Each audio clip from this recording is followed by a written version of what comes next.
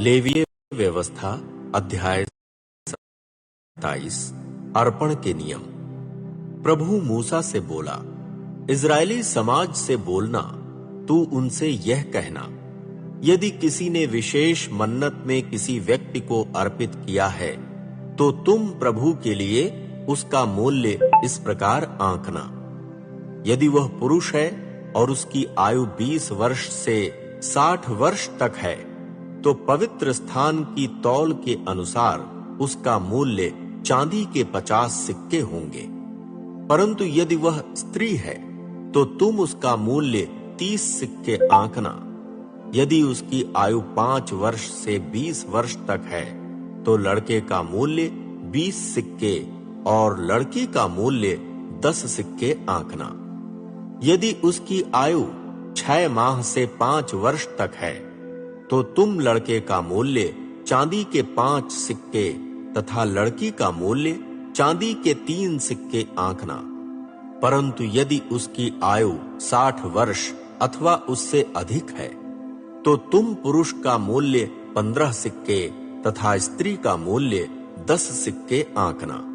यदि मन्नत मानने वाला व्यक्ति इतना दरिद्र है कि वह तुम्हारे द्वारा आंके गए मूल्य को चुका नहीं सकता है, तो तुम उस व्यक्ति को पुरोहित के सम्मुख प्रस्तुत करना और पुरोहित उसका मूल्य आंकेगा। पुरोहित मन्नत मानने वाले व्यक्ति की आर्थिक स्थिति के अनुसार उसका मूल्यांकन करेगा। यदि मन्नत में पशु चढ़ाया गया है, जैसे तुम मुझ प्रभु को चढ़ावे में चढ़ाते हो, तो मुझको चढ़ाए गए ऐसे सब पशु पवित्र माने जाएंगे। मन्नत चढ़ाने वाला व्यक्ति उसको नहीं बदलेगा और न उसकी अदला बदली करेगा। बुरे के बदले अच्छा या अच्छे के बदले बुरा। फिर भी यदि वह दूसरे पशु से अपने पशु को बदलेगा, तो वह पशु तथा जिसके साथ उसको बदला गया है, दोनों पवित्र माने जाएंगे। यदि वह अशुद्ध पशु है जिसको प्रभु को चढ़ावे में नहीं चढ़ाया जाता है, तो मन्नत मानने वाला व्यक्ति ऐसे पशु को पुरोहित के सम्मुख प्रस्तुत करेगा। पुरोहित उसका मूल्यांकन करेगा कि वह अच्छा पशु है अथवा बुरा। जैसा मूल्यांकन पुरोहित करेगा, वैसा ही माना जाएगा।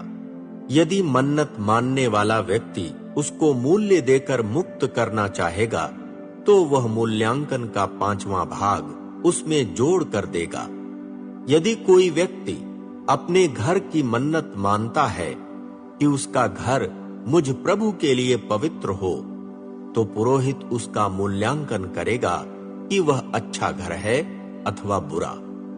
जैसा मूल्यांकन पुरोहित करेगा, वैसा ही माना जाएगा।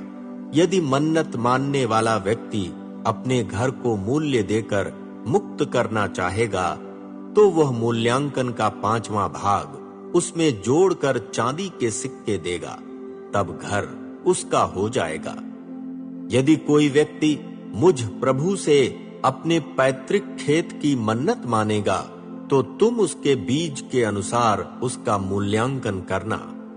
बुआई में जितना बीज लगता है, अर्थात 100 किलो जौ के बीज का मूल्यांकन चांदी के 50 सिक्के होगा। यदि वह जुबली वर्ष में अपने खेत की मन्नत मानेगा, तो तुम्हारे मूल्यांकन के अनुसार ही उसका मूल्य निर्धारित होगा।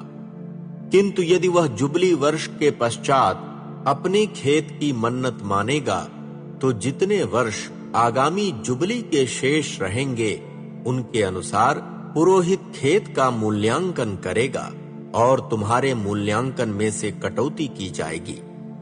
यदि खेत की मन्नत मानने वाला व्यक्ति मूल्य देकर उसको मुक्त करना चाहेगा, तो वह मूल्यांकन का 5वां भाग उसमें जोड़कर चांदी के सिक्के देगा, तब खेत उसी का रहेगा।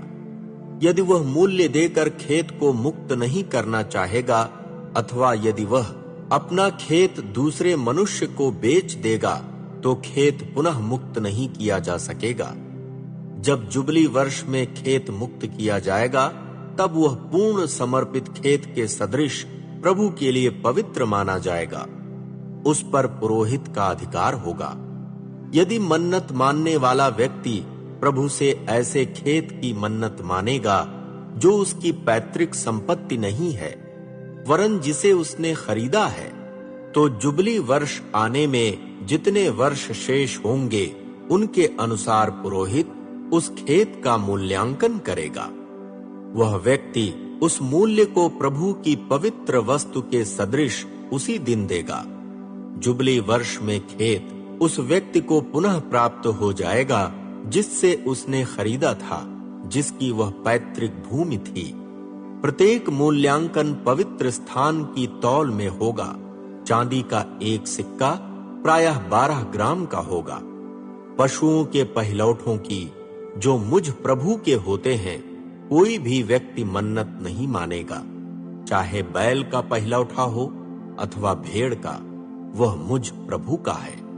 यदि वह अशुद्ध पशु है तो मन्नत मानने वाला व्यक्ति तुम्हारे मूल्यांकन के अनुसार उसको छुड़ा लेगा, पर मूल्यांकन का 5वां भाग उसमें जोड़ेगा। यदि मूल्य देकर पशु मुक्त नहीं किया जाएगा तो वह तुम्हारे मूल्यांकन के अनुसार बेचा जाएगा। अर्पित की हुई कोई भी वस्तु जिसे तुम मुझ प्रभु को पूर्णतः अर्पित करते हो, चाहे वह मनुष्य हो, पशु हो अथवा पैतृक खेत हो, बेची नहीं जाएगी और ना मूल्य देकर मुक्त की जाएगी। प्रत्येक पूर्ण समर्पित वस्तु मुझ प्रभु के लिए परम पवित्र है। कोई भी पूर्ण समर्पित व्यक्ति जिसे मनुष्यों में से पूर्णतः नष्ट किया जाना चाहिए, छुड़ाया नहीं जाएगा, वरन उसका वध किया जाएगा। भूमि की उपज का दशमांश, चाहे वह भूमि का बीज हो अथवा वृक्ष का फल, मुझ प्रभु का ही है। वह मुझ प्रभु के लिए पवित्र है। यदि कोई मनुष्य अपने किसी दशमांश को मूल्य देकर मुक्त करना चाहेगा, तो वह मूल्य का 5वां भाग उसमें जोड़कर उसको छुड़ा लेगा। भेड़, बकरी, गाय, बैल का दशमांश, चरवाहे की लाठी की गणना के अनुसार प्रत्येक 10वां पशु मुझ प्रभु के लिए पवित्र है। उनके अच्छे बुरे की जांच नहीं की जाएगी और ना ही उनकी अदला बदली की जाएगी। यदि कोई उसको बदलेगा तो वह पशु तथा जिसके साथ उसको बदला गया है, दोनों पवित्र माने जाएंगे। यह 10वां पशु मूल्य देकर मुक्त नहीं किया जाएगा। जो आज्ञाएं प्रभु ने मूसा को सीनै पर्वत पर इजरायली समाज के लिए दी, वे यही हैं।